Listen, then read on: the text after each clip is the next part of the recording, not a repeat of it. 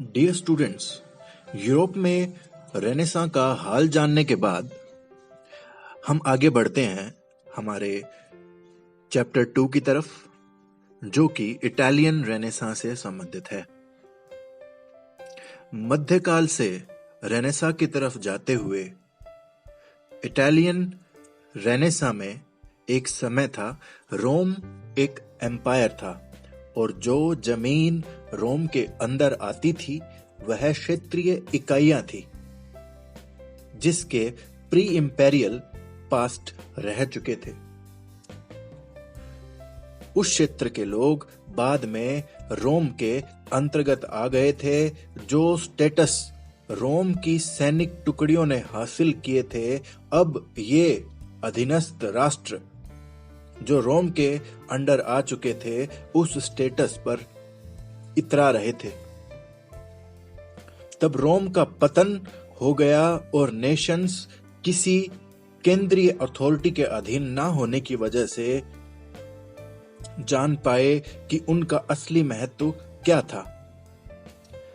रोम empire के बाद Europe का हिस्सा होना उनके लिए वरदान साबित हुआ। अधिकतर यूरोप के शहर महत्वपूर्ण थे, लेकिन ये शहर अपने पितृ राष्ट्रों के अधीन आते थे। इटली ने इस प्रोसेस को रिवर्स कर दिया। उन्होंने इंडिपेंडेंट सिटी स्टेट्स बनाए।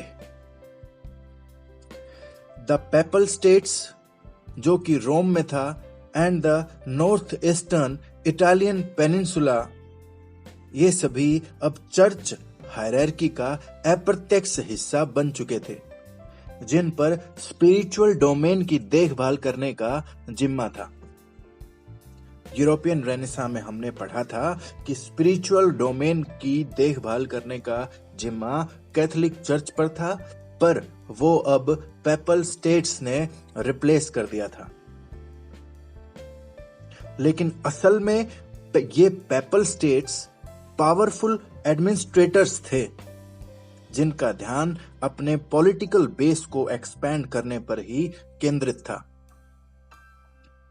वेनिस और फ्लोरेंस रिपब्लिक राज्य थे या शहर थे, जिन पर कैपिटलिस्ट और नोबल्स का कंट्रोल था, होना ही था। नेपल्स एक किंगडम था, जबकि मिलान एक डची था। डची जहां पे किसी डच या कहें ड्यूक का राज्य होता है। इसमें कोई संदेह नहीं था कि एक साथ तो वे इटली थे, लेकिन अपने खुद के अधिकार में in their own right way commerce, trade, arts and power के लिए यूरोप में इधर से उधर आते जाते रहे। वेल्थ अब पावर के डेमोग्राफिक्स चेंज कर रही थी। द बैंकर्स अब अरिस्टोक्रेट्स नहीं थे और वेल्थ पर नॉन एरिस्टोक्रेट्स का अधिकार ही इस बात का प्रमाण था कि वेल्थ अब लोगों में रीडिस्ट्रीब्यूट हो रही थी।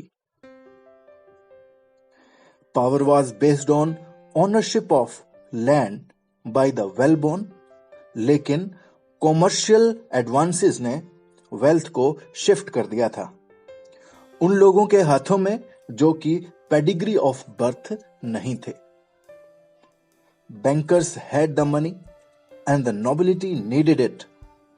नोबल्स अपनी आधिकारिक संपत्ति को प्रिजर्व करने के आदी नहीं थे और ना ही वो कमाना चाहते थे, और तो वो बैंकों पर भरोसा करके बैठ गए थे अपने युद्धों और जीवन स्तर को आर्थिक रूप से मदद करने के लिए।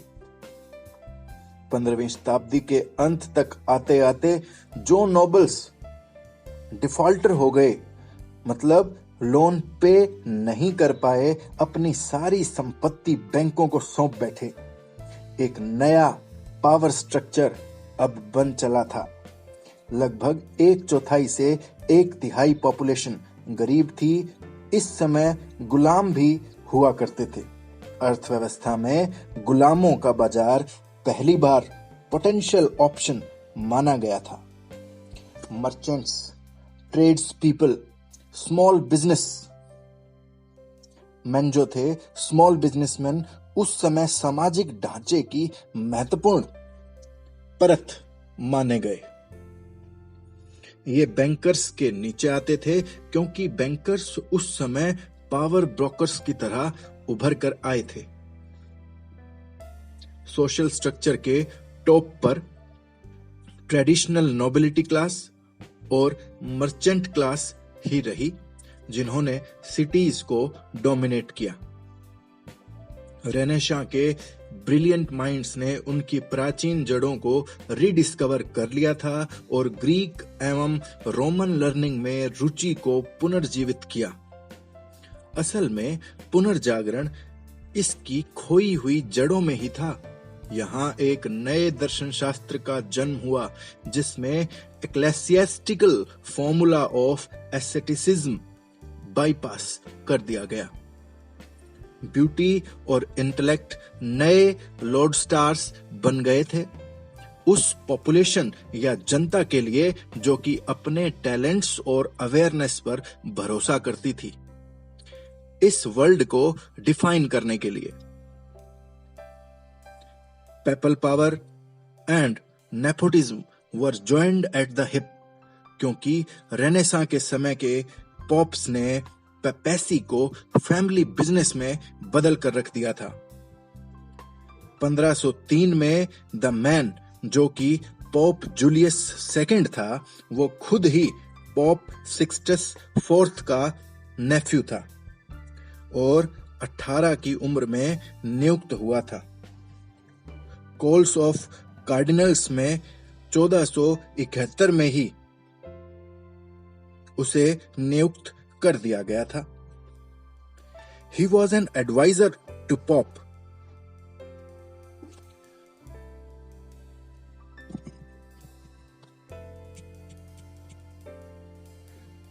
He was an advisor to Pope Innocent VIII.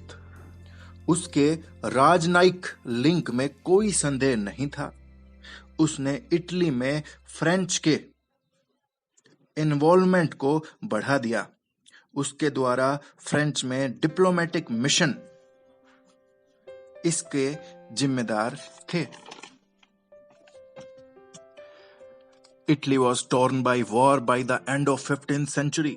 Roman Catholic church अब डिसेंट के कल्चर के खिलाफ बुरी तरह लड़ रहा था, जिसने फ्री एयर ऑफ थॉट को महसूस किया, जो अब फेथ की बेड़ियां तोड़ चुकी थी। Scandal and corruption tainted the holy सी।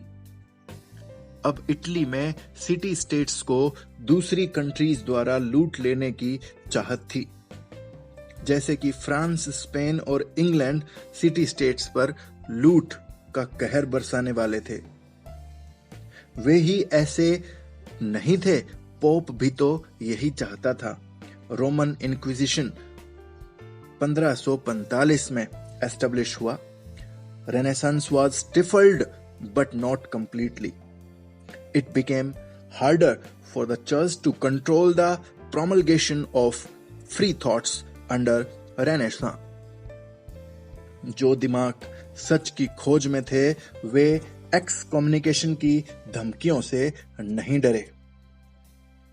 एक्सकम्युनिकेशन का मतलब है चर्च के किसी भी कार्यविधि में एक्सकम्युनिकेशन जो व्यक्ति हो जाता था, उसे भाग नहीं लेने दिया जाता था। एक्सकम्युनिकेशन चर्च का एकमात्र हथियार था अपनी भेड़ों को लाइन में रखने के लिए। धन्यवाद। आगे बात